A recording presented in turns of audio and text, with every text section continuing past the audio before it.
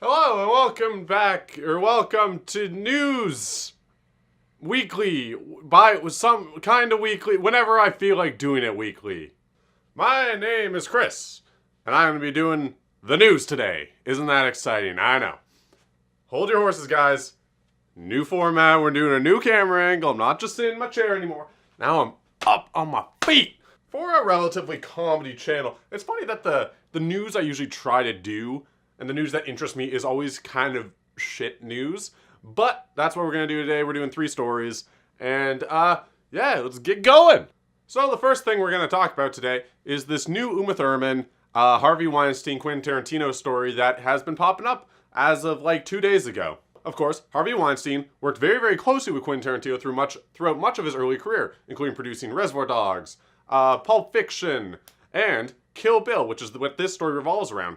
And which, of course, Uma Thurman starred in.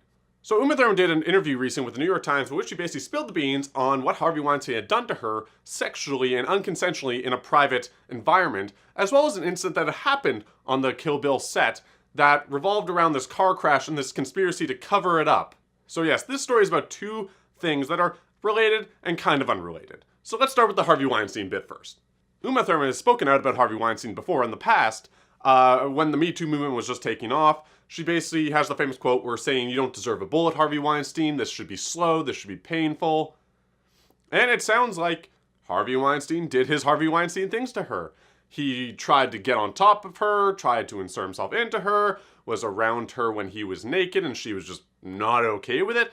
At the time, she thought it was a bit of a joke because leading up to that moment, she had a relatively professional relationship with Mr. Weinstein. So after this incident, Uma Thurman went to Quentin Tarantino and told him what happened. And at the time, Quentin Tarantino was dating someone who had alleged something very similar. So Quentin Tarantino apparently confronted Harvey Weinstein about this and forced an apology out of him to Uma Thurman. However, as I'm sure many people are aware in the times of the Me Too movement, an apology is not quite enough. So the other side of the story is the alleged car crash incident and the cover-up that ensued after the fact. So on the set of Kill Bill, there's a scene where the bride, Uma Thurman's character, is driving down a road, and she was raising concerns about doing the stunt, as the car was kind of old and rickety, and the road, even though Quentin Tarantino was saying it's just a straight road, you just got a gun straight down it, it was not a straight road. In fact, there were some curves and some turns, and Uma Thurman did not feel comfortable doing the stunt. She alleges that Quentin Tarantino apparently kicked up this big fuss about it, rolled his eyes, acted passive-aggressively, and in the end, got her to do the stunt, which, unsurprisingly, ended up in a car crash. And you can actually watch this footage now, because Quentin Tarantino just gave her the footage. So if you watch the incident, it's horrifying. Uma Thurman's driving down the road in this car that apparently had no airbags, was prone to malfunctions. She's driving down, she loses control, hits a tree, and has this collision. And it looked like it hurt. A lot. Directors, protect your actors! So going back to my point of Quentin Tarantino just giving her this footage, apparently Uma Thurman has been trying to get this footage for the past 15 years, but Harvey Weinstein and associates have been really trying to cover up this story and basically just brush it under the rug. So an update to this story that came out yesterday or today is that basically Quentin Tarantino has just responded to these allegations. Harvey Weinstein, of course, denies everything, because of course he can deny everything. But Quentin Tarantino alleges that he didn't really view it as a stunt. He viewed it as that, again, Uma Thurman just driving down a straight road. There was nothing dangerous about what he was asking her to do. So he was a little bit irritated and probably rolled his eyes, but didn't kick up this big fuss like Uma Thurman had alleged. But Quentin Tarantino is at least showing remorse for his actions. He said that it drove this stake basically between their relationship for a few years, and that is one of the gravest mistakes he's ever made, forcing her to do that stunt. Quentin Tarantino apologizes because, of course, he has to. And that is unfortunately where the story kind of ends. I hope that Uma Thurman gets some closure from this incident and this footage and her story coming to light. I know it's not much in the grand scheme of what happened to her and what she's gone through, but it's something. I wish you the best, Uma Thurman. So the next thing I want to talk about is the biggest news story in the world, is the Nunes memo. I'm sure you've heard all about it, you have your opinion on it, but I just want to give my 2 cents on it. And because this is my video, and I can do what I want. So recently, the Republican chairman of the House Intelligence Committee, Devin Nunes, released a 4-page memo in which he alleges that the Steele dossier, which is the PP tape dossier, that was released by BuzzFeed over a year ago, was heavily used and influenced the FISA warrant that the FBI used to spy on then Trump campaign advisor Carter Page. Basically what that means is that he believes that the FBI used this PP dossier, this very kind of like hazy and unverified dossier, as evidence to spy on a Trump campaign advisor.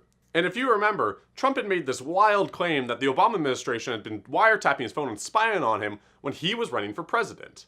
And if you also remember, Devin Nunes had come to Trump and stated that there was evidence that this claim was true, when in reality, the evidence came from within the White House itself. So, unverified claim gets unverified evidence? Now, I am someone who is always for more information. You know, if someone in the committee believes that the FBI is operating outside of their jurisdiction or outside of what is correct or right, release that information. Let the world be the judge of that. So I actually support this move. I support someone saying, I think something's going wrong. I think someone's abusing their power. I want to make light of this. However, the reason why I am very skeptical is not because of the dossier or the apparent omissions that it contains. It's because of Devin Nunes himself.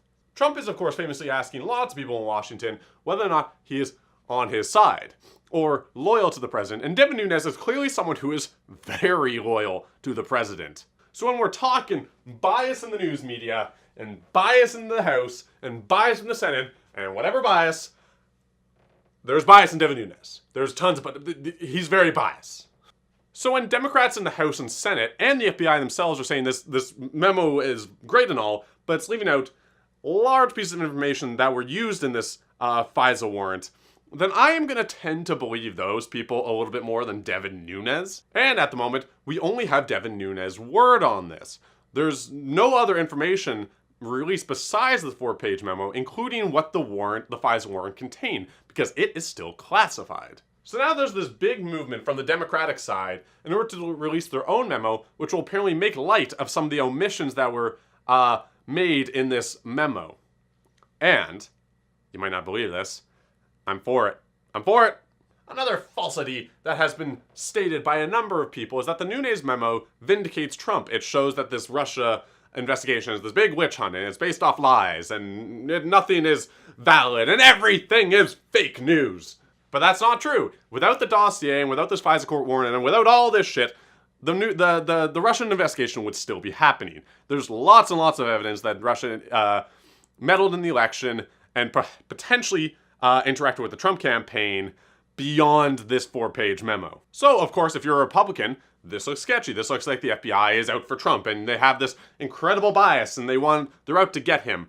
But if you're a Democrat, you're probably thinking, well, this is just nothing. The Russian investigation will be happening anyways. This doesn't look great, but it's not the end of the Mueller investigation. It doesn't mean that Trump is suddenly innocent.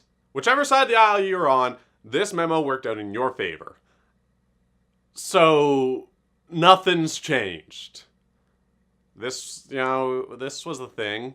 Moving on. The very last thing I want to talk about, and the thing I actually want to discuss a little bit more in depth than my last two stories, is the Mark Salling suicide. So, to those who are unaware, who is Mark Salling? He was an actor who famously played a character on the TV show Glee. I have in the past passively watched the first season and a half of Glee. I was on a ski trip one time, and my family had bought season 1 and 2 of Glee, and they were watching it, but I was busy playing video games on my laptop. But I still, looked up during loading screens and stuff like that, and gazed upon what was happening on the screen. And I totally get the appeal of Glee. It was a fun show, good characters, good songs. That Don't Stop Believin' song was the fucking bee's knees for a little while. So I get why these characters became beloved and people attached to these characters. Mark Salling is one of these characters.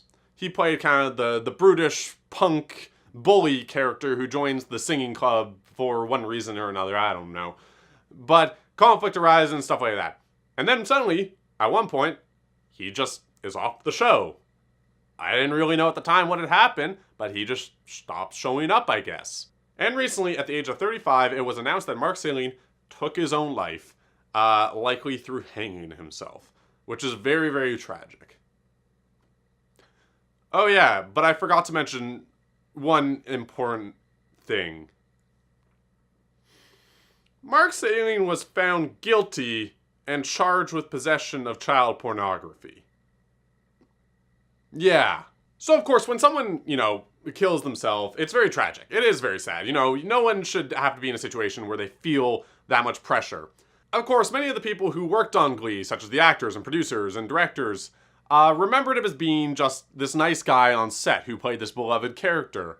And many of the fans of Glee, even though Glee's not on anymore, many of their former fans, were also showed support and remembered the good parts of his life. And I don't... So, it's alleged that this man had, 600 videos and, 10,000 images or something like that containing child pornography, which is a lot of child pornography. So it just rubbed me the wrong way in a lot of ways when I saw this much support because, when Jared from Subway dies, I don't think many people are going to be like, oh, remember the good bits of his career, I think that sometimes people put too much emphasis on someone's character versus themselves. And that's why, much of the Me Too movement has been such a shock, I loved Kevin Spacey. I have to not like him anymore because he's a dickhead now. But it's the right thing to do. If someone's a piece of shit in real life, you should not support that person. You should shut that person down. Teach them a lesson. This, that, and the other thing. And Mark Salling, in a way, is the biggest of the pieces of shit. I want to go on a bit of a side note. I'm going to kind of tiptoe around this topic because, it's very sensitive to some people, and some people have very different views on it. And that is about pedophilia in general. Being a pedophile is not a choice. I think that anyone who thinks it's a choice is an idiot, because no one will just wakes up one day and says, oh yeah, I want to look at a picture of a kid. No, that's something that they're born with. That's something that that person is going to have to deal with for the rest of their life. And I give kudos to these people who are born in this shitty situation, who fight these urges every day and never act on their temptations, and try to live as normal as life as they possibly can without ever hurting anyone, because child pornography and pedophilia hurts people. It hurts young people, the most vulnerable of people. And you may say that Mark Salling only had images, he only had videos. He never abused anyone, or he never went after anyone. And I will say two things to that. I will say, number one, we don't know that. I'm not saying that he did, but we don't know he didn't. The second thing I will say is, even though he only had photos, in order to get those photos and videos, someone else abused those children. You are only one step down from those people if you are in possession of those kinds of photos. That's why this rubbed me the wrong way when Mark Salling got so much support from his death. All of these fans and people who worked with him threw away this knowledge that he had done all these terrible things and had this, these terrible urges that he acted upon in order to support him because he played a character that they liked, because apparently he was a nice guy. To me, Mark Salling is a monster. He's a monster. He is awful, terrible human. And while I think it's tragic that he killed himself, and I think that's tragic that he had this urge to begin with, he acted on this urge. He didn't seek help. He was charged, he pled guilty, he was going to spend 4 to 7 years in prison, and he was going to have to register as a sex offender.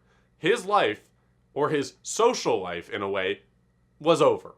I get why he did it. Maybe it's different for me because I was never much of a fan of Glee. Again, I've kind of watched it passively and I got the appeal of it. But I was never someone who was really attached to those characters.